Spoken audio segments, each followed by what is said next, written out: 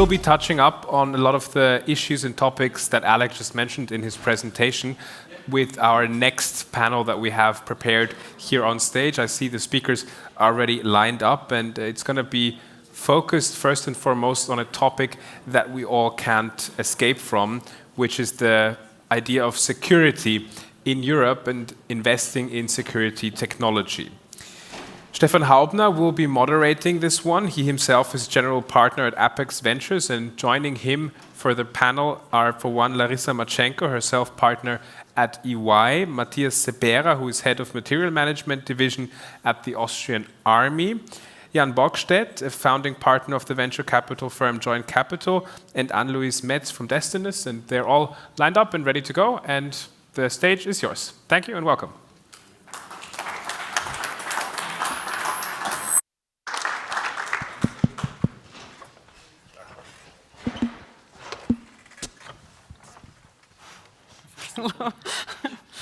Hi.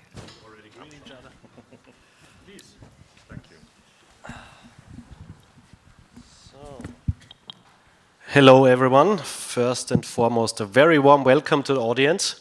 Let me say I'm quite impressed how many people are interested in defense these days. I've been doing more or less 15 years being in the defense industry. And if you would have asked me how this would look today, I wouldn't have anticipated that. 10 years ago, I think we could have filled the restroom of this wonderful establishment with people that were interested in defense. Also last year, we had quite an impressive crowd, but this year is definitely the most impressive crowd. So let's directly get into that. Our topic today that we want to discuss is investing in security technology. I think the appetite increased quite a lot. And before we actually go into what is the hottest investment that we can do right now, which I think is interesting for a lot of people here, maybe let's start with a quote and then some retrospective. The security expert from the Bundeswehr-Universität in München, Frank Sauer, said at the beginning of the year, every day something historic is happening these days. And I think this is quite interesting because I think this is a little bit the feeling that we have. Every day something historic is happening.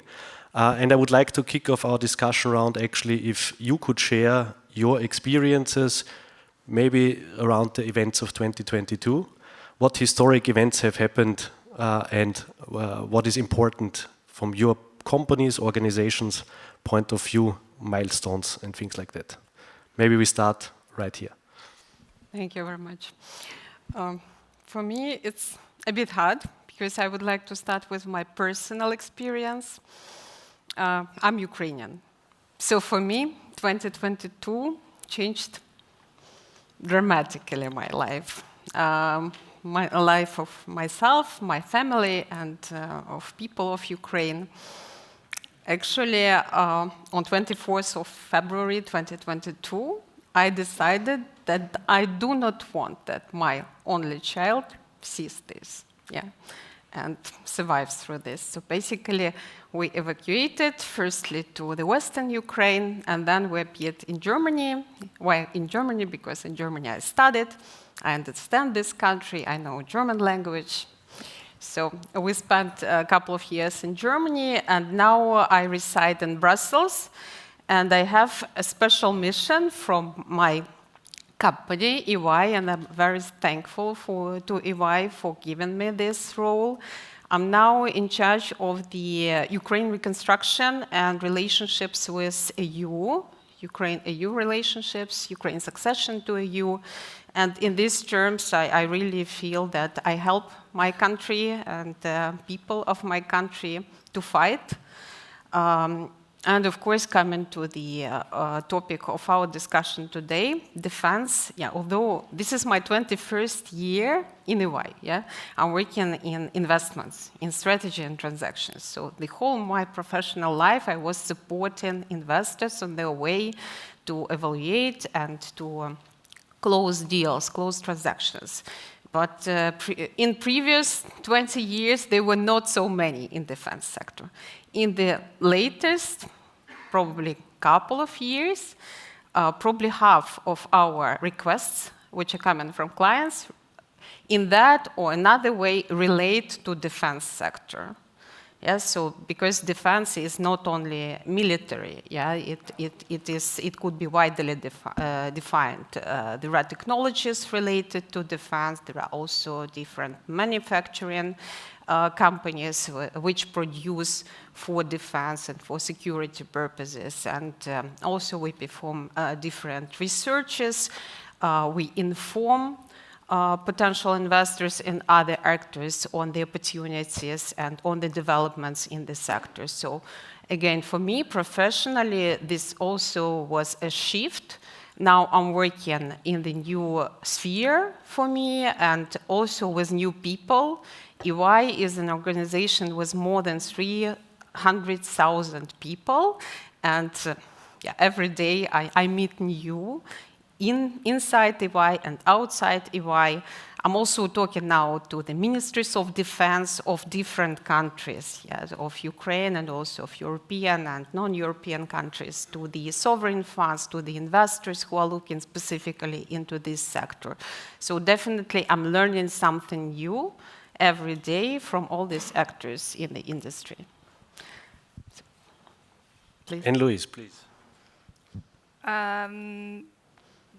I think it's a really radical change if I look at what it's meant for Destinus. Destinus started out in 2021. We're a new company, very young company, with initially a focus on civilian aviation. And within 12, 18 months of the war beginning in Ukraine, we're based originally in Switzerland, now headquartered in the Netherlands. We pivoted to defense tech completely. So our production went from, hydrogen propulsion systems for hypersonic aviation dream to thousands of drones on the front line in Ukraine, deployed with our people side by side next to soldiers on the ground. It couldn't be more black and white. And from my role, I wasn't actually in the company in 2022, but it's very clear that the investors are sort of falling into two groups. Those that kind of are able to incorporate what is happening in the market and actually do something with it, because as tragic as it is, there's a financial side to this, and there's a capital side to it, there's a technology and an innovation side to it that cannot be denied. And so either you're embracing it, and you're moving with it, and you're allocating capital, and you're making choices that you'd wish you did, you'd rather be investing in something nicer, but this is the reality of today. And you see that this is not a Ukraine problem, this is a Europe problem. And those who are getting behind it are making investments, and there are others who are still sort of kind of in shock about the whole situation, and they're still thinking about their ESG mantra, which says we don't invest in weapons, which I completely understand, ESG expert, but it's happening in real. There's two groups forming, and there's one group that's being left behind. That's how I see it. Oh, Jan, feel free, please. Yes, sure. So the question was since 2022, not 2022, right? Plus, minus. Yeah, so for me, I think the most important moment was beginning of this year when J.D. Vance spoke at the Munich Security Conference. I think that was the time when everybody really woke up in Europe that we're on our own, and that Ukraine is a European problem, as you just said, and that we need to stand up. I felt ever since then that we're not doing enough and not fast enough, and so this is why I take part of these panels to appeal to everyone to do what they can to make Europe stronger economically, because only economically we can also pay for defense. And without defense, nobody will invest in Europe. So it's same side, different sides of the same coin. And this is something we try to address with joint capital as well. And I hand over. Thank you. Good afternoon from my side. What has changed since 22? Maybe a little bit before 22, we had enormous supply chain disruptions, which was kind of economic shock to our societies. Then 22, we had a full-scale war. We have a full-scale war on the continent, which for our society is sort of a security shock to our societies, and then we heard it from Palantir before. Artificial intelligence. This also changed a lot. I would call it a sort of a technological shock to our society because innovation now moves faster then the human being can absorb it, and so I call it as a shock for the society. So how did this change our mindset? First, for the defense sector, defense is not only a sector. It's not only expenses; it's investments now. Defense has become important again. Defense, I might say, is a core economic function now. And this is quite a turning point since 22 for the whole area of defense. Not only the government, also the production, the industry, and the finance. Supply chain disruption. There's also a change in the mindset. Supply chain resilience has become more of a value now. So it's not only productivity, it's not only per unit cost, it's also resilience, and we can see it on the governmental echelon, and we can also see it in the companies. For example, in my business area, when we do the contracts, we have sort of criteria to have the companies secure the supply chain. So it's also for the companies a sort of turning point. And then for the technology shock, in my generation, I'm old now. The world was always very dynamic, but in the last few years, it's kind of sort of accelerated time compression. So something that the world feels like it is moving not in years, but it's moving in months. It's moving in weeks or in days. So something that is very actual and very state of the art now might not be state of the art in 2 months. So it makes something with us human beings, yeah, it's a change, quite a change in the mindset. What do we do on the defense sector? There has been a huge, and you also you already mentioned it. There has been a huge reallocation of resources, of nation resources. We can almost see it everywhere. For the supply chain, we have lots of working groups on the EU level, on the national level, on bilateral, multilateral formats for it to deal with supply chain issues, securing the supply chain, raw materials, and the interaction between industry, the government, and the finance. So there has been a lot done in the last 3 years, and it's becoming more and more dynamic over the last month. And from the technological point of view, I save what I want to say for afterwards, because I'm also responsible for the logistics IT in the Austrian Armed Forces. So maybe I can say some words afterwards. Thank you. I think not only afterwards, you can say it basically immediately, because that would be my first follow-up question, more or less. I think what's pretty interesting, we have a lot of Austrians in our audience, that there really was a big mindset change. The Austrian Armed Forces, first of all, they are more prominently in our society than ever before. And they finally got the attention also from a budgetary perspective that they needed. We are spending, I think, correct me if I'm wrong, 16 billion euros in the upcoming years. I think a lot of it is already spent. Maybe you can shed a little bit light on what will be procured, how is the procurement process looking like, and what are the priorities, and maybe a little bit are startups involved or younger, newer companies in that procurement process? Okay. So it's about 50 billion. It's also infrastructure. It's also for the personnel. It's also for the operation of the army. It's not only the 16 billions you mentioned for investment programs, major armament programs. So when we speak about major equipment programs, as you said. Many of them already have been carried out, and since major equipment programs last for quite a decade to become operational in the army, we have to start. We have to have started it, and now the many parts of the 16 billions are already in the contracts.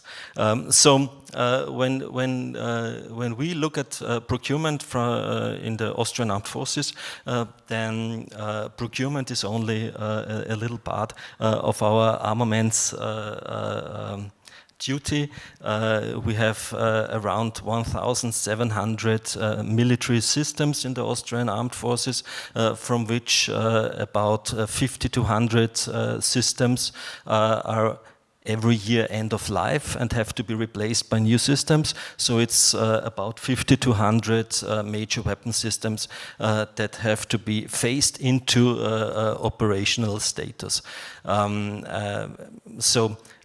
Procurement is only a very little part of a very complex system management process dealing with the management of a system of systems. So we have to phase in a new system, bring it into the system of system and making it on an operational level interoperable with all the other systems. From those 50 to 100 major equipment systems, which you can see in the news and on television, we have 50 to 100 very big contracts a year at about 1.5 to 2 billion every year. But there are another about 4,000 contracts to be made, because when we work with a major equipment system, it's not only the procurement of the system itself, you also have to renew contracts for service supports every 3 or 4 or 5 years. These are so-called framework contracts, and this is about 4,000 contracts a year. And then we have another about 16,000 contracts, which are calls within those framework contracts. So we have those 4,000 framework contracts to operate the major equipment systems, and another 16,000 contracts for calls. And these 16,000 contracts are done mostly autonomously from our logistics IT software, which has some kind of predictive analysis, which material, which spare parts, which components have to be replaced at a specific time during the life cycle of a major equipment system. So the human being doesn't have to calculate how much spares we have to buy every day is coming out of the logistics IT. And one of those 16,000 contracts a year would be 1,000 items A and 2,500 items B. We don't buy 100 bolts. We buy huge sums of spares, because you might imagine that the Austrian Armed Forces, of course, has very much stockpiling. We do it also for security of supply, of course, so we not simply buy 100 items. We buy thousands of items, and we put them to our stocks.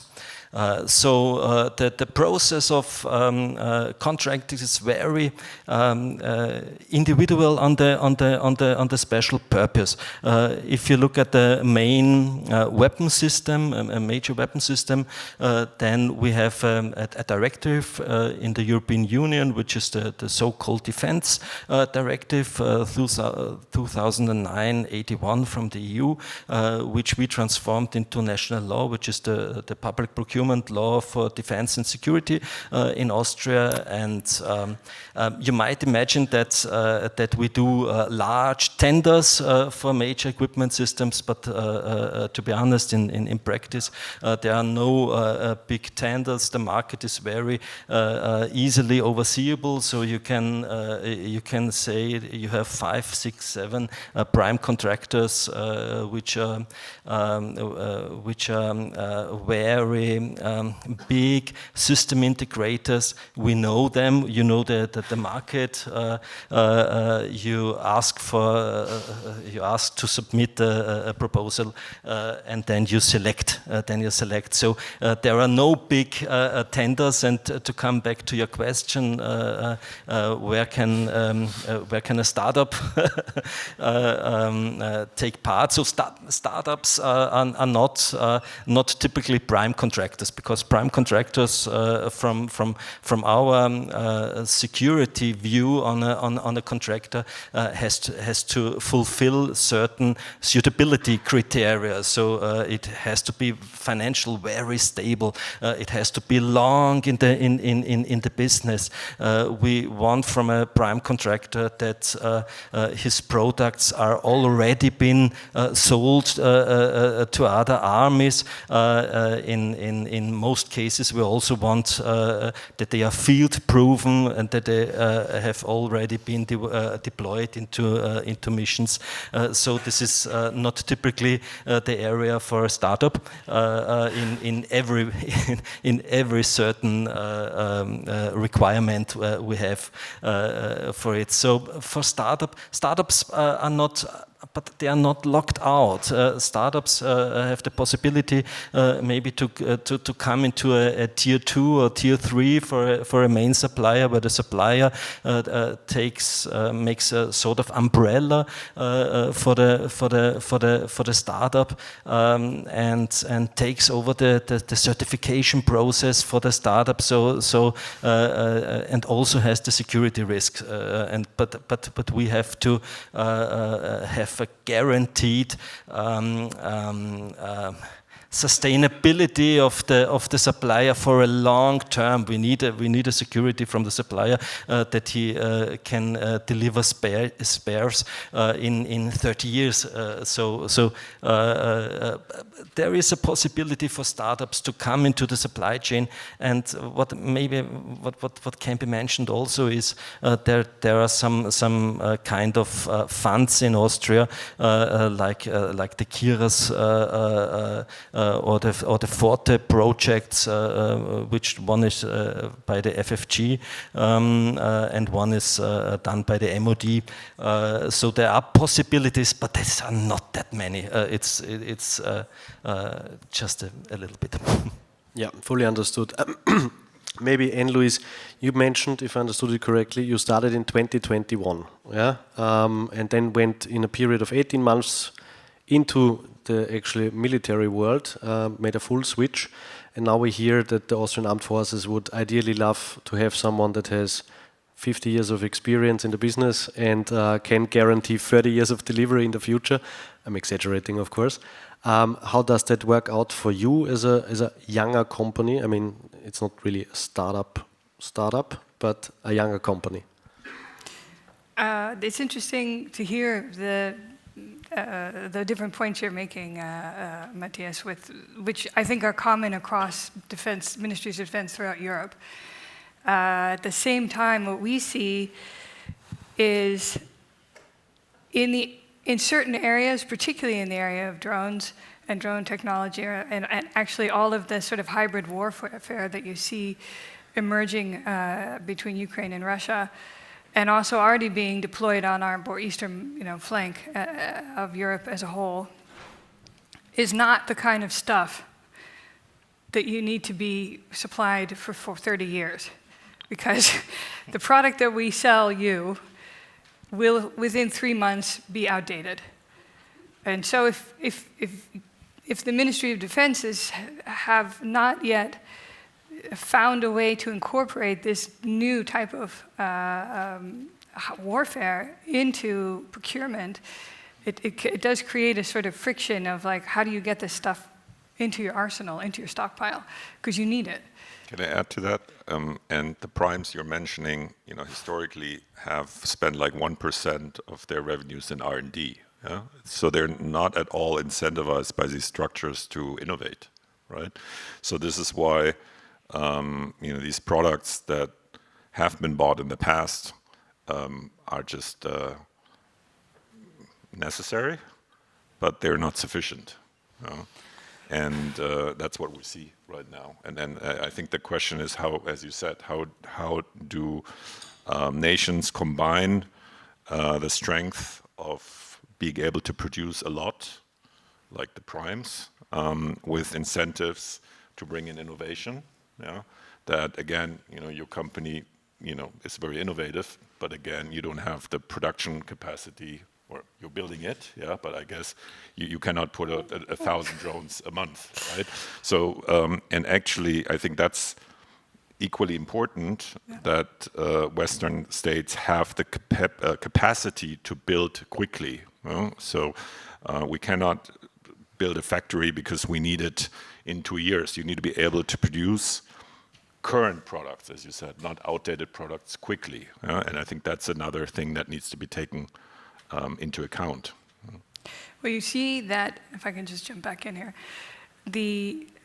so I'm on the edge I'm really on the financing side, but I'm obviously very close to the story because the investors in our company want to understand who's buying our stuff, right, and why, and who's not. And what you see is ministries of defense being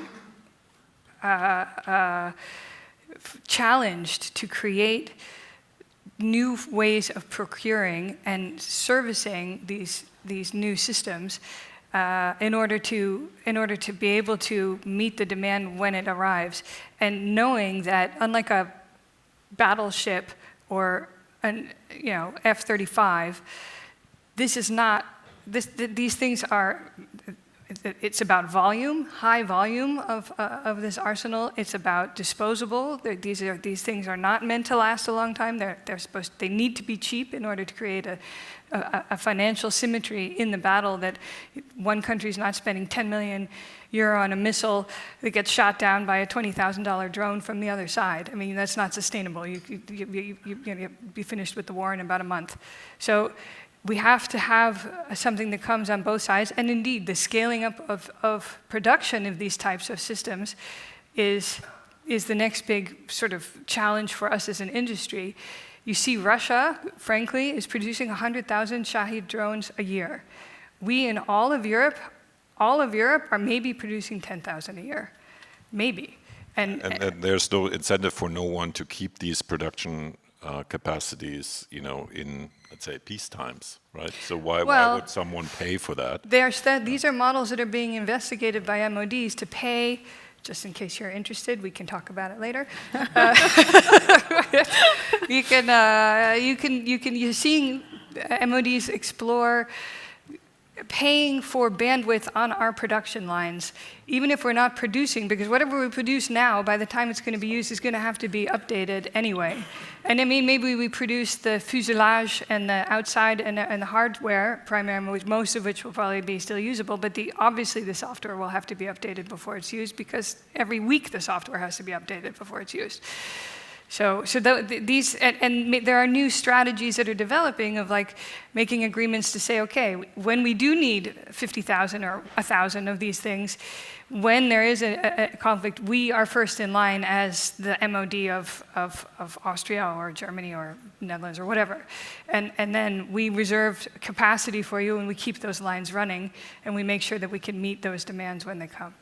Maybe Larysa, to bring you also into this discussion. I wanted to supplement, actually. First of all, of course, you can supplement. Maybe then a follow-on question to that is, I think you have a very good overview of the ecosystem. What should Europe actually learn from the Ukraine situation, and what do we need to change in the ecosystems? And maybe with that, is it necessary to only build the next, I don't know, 2-3 primes in Europe, or do we need to rethink how this ecosystem looks like? This is a very comprehensive question. Yeah. So definitely Europe already learns from Ukraine's experience, yeah, because we are in real war now. And yeah, to start with the procurement process and to supply. I'm totally with Anne-Louise and Jan on their comments, yeah. First of all, because they are totally relevant to our situation. And in Ukraine, we have the state procurement agency, which is the department, basically, of the MOD. And I've asked, there is, of course, no exact data, but I've asked how much they procure out of the total procurement to our army, and they told me that it's about 70 to 80%. So the question is another 30 to 20%, how it is procured. And it appears that some of the brigades of the army, they are buying the necessary equipment themselves. This is financed through ourselves, yeah, like people who just donate. Yeah, we have quite powerful small and large organizations which constantly collect money, and certain equipment is bought through those sources. And also, inside the brigades, there are already R&D departments and also some production units which produce exactly what is needed for the battlefield, and which basically close those gaps which Anne-Louise was talking about constantly changing technologies. Like if I was talking to different drone producers maybe half a year ago, they were telling me that the current cycle, when you have to update the technology and in particular software, was like 3 to 4 weeks. Now they are talking even about 2 weeks. Yeah. Yeah. So it's very fast. So when you were talking about procurement and that you have predictive technology that says when something has to be replaced, but this means that something existed and this has to be replaced with the same thing, as I understood. So maybe there are still some equipment, some engines, I don't know, that have to be replaced. But also there are lessons to be learned from the real war, which is ongoing now, and that the nature of the war has changed, that different technologies are being used in different situations, of course. Of course, we're still using some tanks, you know, some really hardware. But we are also using a lot of drones, counter-drone systems, and also AI, like people who were, young people in particular, who were gamers, yeah, and who were sitting in their, you know, flats playing all the time, Counter-Strike and everything. Now they are, yeah, unfortunately, they're killing other people, but they are using their skills, yeah, that they gain through these games. And we are now having special dedicated army forces, which are like drone forces, yeah, or counter-drone forces, and it also attracts young people to the army, yeah. So it's also about your mobilization, about people who will serve, yeah. So in terms of the lessons learned, again, yeah, there are many, and in my day-to-day activities, I talk to a lot of companies from the MilTech, yeah, innovative space, like your company. And basically, if I kind of try to accumulate their request, now Ukrainian MilTech is mostly focused, of course, on Ukraine and on resolving and on defending Ukraine. But they also would like to build sustainable business, and as you said, maybe new primes will arise in Europe, and this is what we at EY are trying to facilitate. Basically connect these new emerging innovative technological companies with existing primes or with mid-sized companies here in Europe so that they can collaborate, integrate the technology and bring to the market new innovative solutions for the defense and security problems that we are facing. Thanks a lot. Jan, you were nodding when we need new primes was coming up. Maybe you can share a little bit. No, I was agreeing with what you were saying, but I also wanted to address a bit, I think what could be interesting for the audience, because, I mean, this sounds like a horrible field, to invest in, So you say no startup could pretty much become a contractor, Seems like the only market is to produce for Ukraine, and just over Eastern Central. Yeah, and so I asked, or Eastern Central. So the question is now: so if a business angel or investor wants to engage in let's call it security technology, defense technology, what makes sense? Yeah, and so the answer that we found is that actually every kind of technology now that you have and gives you asymmetric advantage in the civil sector or also in defense is a technology that's strategic. It's strategic to your state where you live in and Europe, right? So I think the best thing to help make Europe stronger, more resilient, is to invest in deep tech technologies because they will have this economic effect. They will have the effect that we, can defend ourselves better. And I think one thing that we just saw again last week when there was talk about seldom earth and chips and Volkswagen not able to produce and, we're being blackmailed. Yeah, so we're being blackmailed by the Americans to say, look, if you cannot defend yourself, so we're going to leave NATO unless you accept 15% of tariffs. Yeah? So we don't have anything to counter that. First of all, because we cannot defend ourselves. If we were able to defend ourselves, we could say, okay, do leave NATO and then good luck with China. We're not going to help you with China either. So, currently we are being blackmailed because we cannot defend ourselves. But we also have less and less interesting things to trade. Yeah? So if you want to have seldom earth, you need to offer the Chinese something that they need. Yeah? And if we don't invest in deep tech technology, deep technologies, then in the future we won't be interesting anymore. Yeah? We won't have things to trade, and I think that's the big strategic dilemma. And I think that's where the VCs and the business angels in this community can really help finding technologies that give us asymmetric advantage that others people want and that we develop here. Yeah, and that's my answer, how venture capital can add to resilience. Thanks a lot. I mean, I've to summarize it a little bit from my perspective, I think you made a really good point, all of you, with the perspective that resilience is more than military technology. It's about the resilient Europe, so we need to invest into actually a broader spectrum. Yeah, and it's not a problem, as Matthias mentioned, that most of the money is already spent. We will have new companies popping up that can actually be things procured from, and there's a huge business opportunity there because it's more than just investing into the military.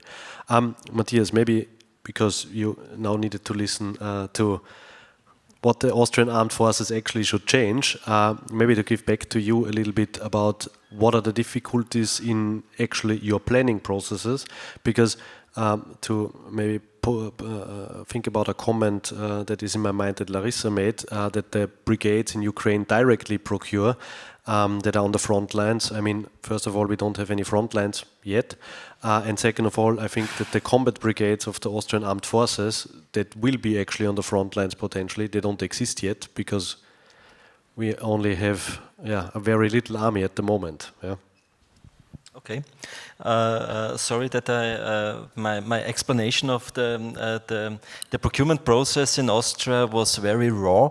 It's if I may detail it a little bit, we have the process itself has to have a complete planning stage in upfront. So when we decide to replace a weapon system after 30 or 40 years of using it, then we have a military planner who does a plan on what capability should be there for the next 30 years. So this is not everything about drones. For drones, it's completely different. So Matthias, one thing, Stefan is already pointing out that our time is running out soon, and he's a very precise person, so we need to keep it short now. Thanks. Okay. When I said it's not all about drones, drones make it a little bit difficult, I must admit, but it's not impossible. So for drones, we are working on a strategy together with the European Union. We are working on a national strategy on it. We also do some kind of research and development within our own community, and to use additive manufacturing, so to decide which has to be stockpiled. Is it the plastics that has to be stockpiled, and that comes to additive manufacturing production line to produce, for example, a drone. And is it the FPGA chip that you have to stockpile, and the software that is the one issue that is becoming obsolete within 2 weeks, for example. So there is a lot of discussion in it. I won't say that it's easy. It's very difficult, but there is lots of discussion on it, and I believe that we will find a proper solution and a proper strategy, and maybe for drones, especially drones, there might be some kind of removing obstacles from the procurement process. So. Thanks a lot. Perfectly in time. Yeah. Stefan is nodding, so we're happy. Thanks all of you for joining us for this discussion, and I hope that we can make a deal between the Austrian Armed Forces and Destinus afterwards. So let's meet at the coffee place. Yeah. Thanks a lot. Thank you.